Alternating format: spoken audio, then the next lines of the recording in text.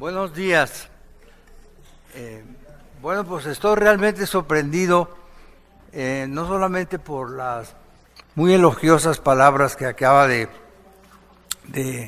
decir mi amigo y querido colega Guillermo de la Peña, sino porque originalmente a mí me habían invitado hace ya como 8 meses a rendir homenaje a la labor de tantos años del profesor Guillermo de la Peña, y yo acepté diciendo que yo venía a hablar un poco de la historia regional y el papel que en ella ha jugado Guillermo de la Peña. Y ahora me sorprendo que también estaba pensado por él y por los colegas de aquí, del CIESAS, de la Universidad de Guadalajara, donde he tenido siempre una gran y muy buena recepción desde hace tiempo.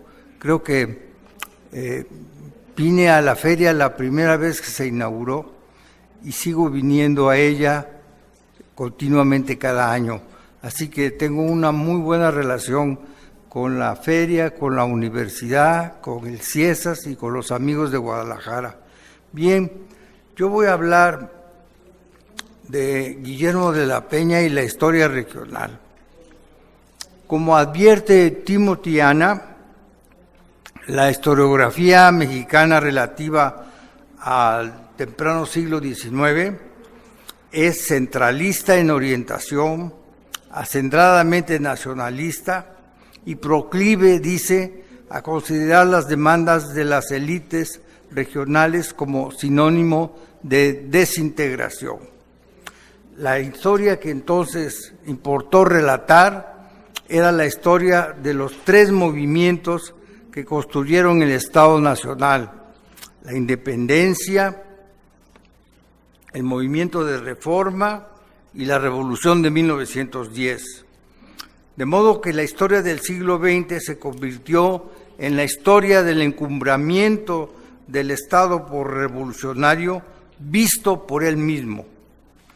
De 1920 a 1970, la visión oficial de la historia por revolucionaria se impuso a los historiadores, a las instituciones y en el libro de texto, sin que hubiera quien osara desafiarla. Durante más de medio siglo, la hegemonía nacionalista se impuso en los ensayos de historiografía local y regional. La crítica del Estado homogéneo comenzó entre fines de la década de los 60 y principios de los 70 y provocó una profunda revisión del pasado. Guillermo de la Peña fue uno de los impulsores de esa revolución, de esa revisión del pasado. En esos años decía, cito, tanto el indigenismo oficial como el discurso de homogeneización de las culturas y los territorios comenzaron a enfrentar cuestionamientos radicales. Hubo, por supuesto, una crítica abiertamente pública surgida del movimiento estudiantil de 1968, pero también hubo cuestionamientos que vinieron de académicos nacionales y extranjeros, de historiadores, de geógrafos, sociólogos y también de antropólogos que expusieron las falacias centralistas subyacentes a las muchas visiones oficiales del territorio de México. Se termina la cita. Los geógrafos se sumaron a la crítica de las interpretaciones centralistas y propusieron nuevas perspectivas que recogían planteamientos procedentes de la ecología, la territorialidad, la ciencia política, la antropología y la historia. Con mayor ímpetu, los historiadores del proceso revolucionario desbarataron el mito de la revolución homogénea y mostraron las raíces regionales de la explosión que se desparramó por el territorio entre 1910 y 1920.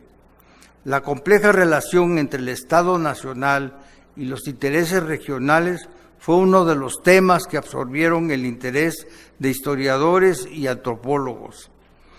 El uso extensivo de la región y su aplicación cada vez más productiva a la realidad mexicana es también mérito de los antropólogos, pues como dijo Guillermo, ha sido, dice, tal vez el concepto clave de la historia de la antropología sociocultural mexicana.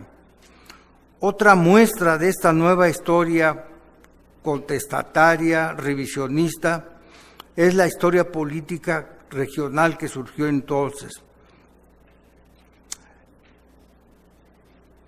El Zapata de John Womack, por ejemplo, o La frontera nómada de Héctor Aguilar, impusieron una nueva recreación narrativa de la historia y abrieron nuevas perspectivas a la comprensión regional.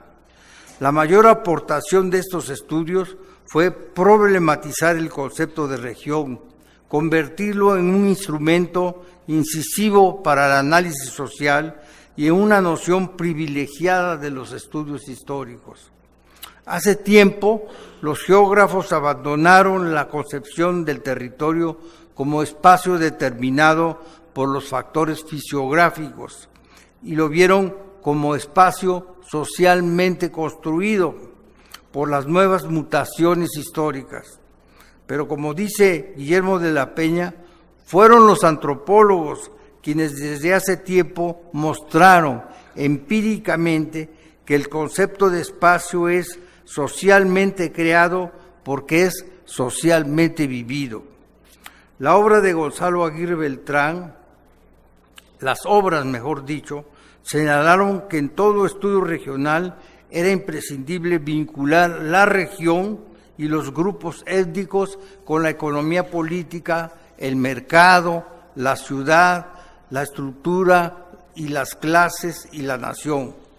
Como bien dijo Guillermo, quedó claro que los indígenas no se les puede entender sin entender a los no indígenas. Las obras de François Chevalier, Charles Gibson, Udo Bora, William Taylor, David Brady, Eric Van Jong y muchas más ampliaron nuestra comprensión de la diversidad regional mexicana.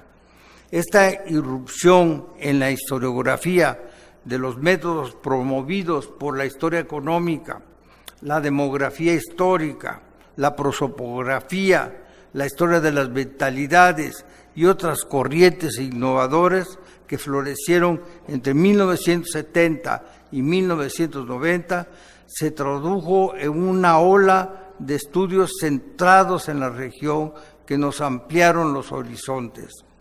La acumulación de tantos y tan diversos enfoques sobre la región llevó a pensar en los factores que determinaban esa realidad. Las regiones, como dice Eric Van Jong, no solo son buenas para pensar, sino que en el campo teórico el análisis regional ayuda a resolver la tensión entre la generalización y la particularización. Contra la tesis de que el surgimiento del Estado federal dio origen a las regiones, Timothy Ana rechazó esta versión con estas palabras. Dijo: creo que uno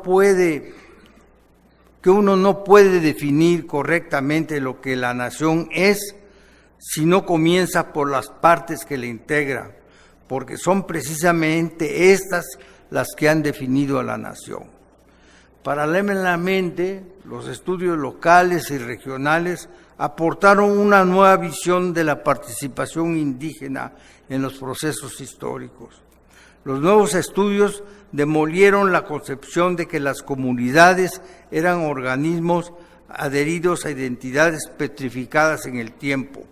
El nuevo enfoque sobre las comunidades indígenas quebrantó también la interpretación que las veía como Arcadias armoniosas y reveló la presencia destructiva del faccionalismo. Por otra parte, si ahora sabemos más o menos con cierta precisión cómo se transforma la identidad indígena, no podemos decir lo mismo de la identidad mestiza de las poblaciones africanas, mulatas, que se asentaron en diversas regiones, o de las identidades regionales conocidas bajo las denominaciones de tapatíos, salteños, jarochos, fronterizos, chiapanecos, yucatecos, etc. Respecto a los negros y mulatos, por ejemplo, ya se comenzó una nueva corriente, ya inició una nueva corriente de construcción de identidad, siguiendo las obras ejemplares de Gonzalo Aguirre Beltrán. Tal es el caso también de los pobladores de los Altos de Jalisco y de Morelos, ejemplarmente estudiados por Guillermo de la Peña en la obra Herederos de Promesas. Una novedad es el rescate histórico del grupo de los rancheros. Ya antes, George McCutcheon, Paul Taylor, David Brady y muchos más hicieron notar los rasgos singulares que hacen de los rancheros un grupo aparte, pero solo hasta que Esteban Barragán decidió considerarlos como un sector decisivo en la formación de la nación moderna, los rancheros alcanzaron plena nitidez como un grupo social diferenciado. Nada entonces tiene de extraño que esta multiplicación de los estudios regionales y el reconocimiento de complejas realidades locales desembocara en los últimos años en una reflexión crítica sobre los métodos utilizados para reconstruir la historia y las identidades nacionales. El libro de Claudio Lovnis, Las salidas del laberinto, descubre identidades locales, regionales y étnicas y de clases decisivas en la formación de la compleja geografía de la identidad nacional.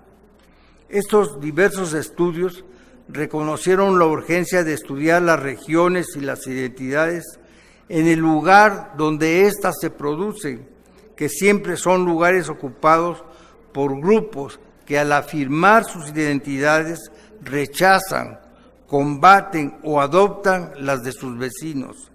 Así, del mismo modo que estos variados estudios reconocieron las localidades y las regiones como focos generadores de culturas específicas, así también una corriente filosófica reciente encabezada por Luis Villoro, por Fernando Salmerón, por León Olivé y otros, ha propuesto, frente a las interpretaciones hegemónicas sobre lo mexicano y la identidad nacional, el concepto de pluralismo cultural.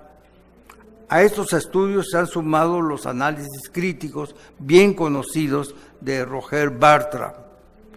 De modo que desde la mitad del siglo pasado, la historiografía se ha unido a la antropología, la geografía, la ciencia política y la filosofía para combatir las mitologías del nacionalismo hegemónico, para pensar de distintas maneras la formación histórica de la nación y para proponer la instauración de una política multicultural adecuada a México. En suma, la historiografía mexicana, al vincularse con la antropología, modificó sus enfoques, cambió sus métodos para examinar el pasado, reconoció la diversidad territorial, social y cultural del país y asumió la responsabilidad de presentar una nueva imagen de esa realidad, la silueta de un país diverso, múltiple y polimorfo.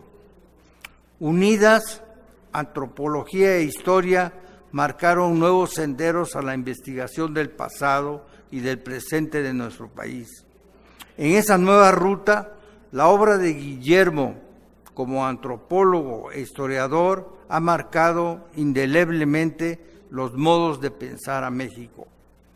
Aquí nos acompañan colegas, alumnos, amigos y compañeros de Guillermo que pueden hablar calificadamente del maestro y del profesor formador de nuevas generaciones, del autor de obras esenciales sobre la identidad.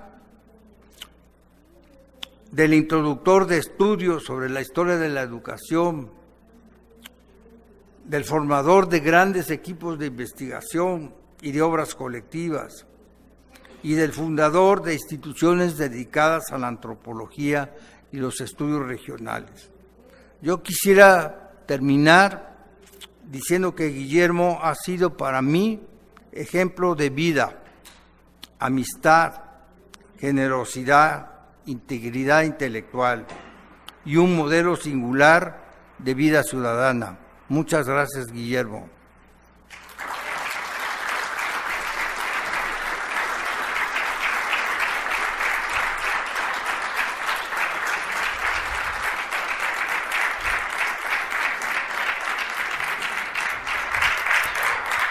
Muchas gracias al doctor Enrique Florescano.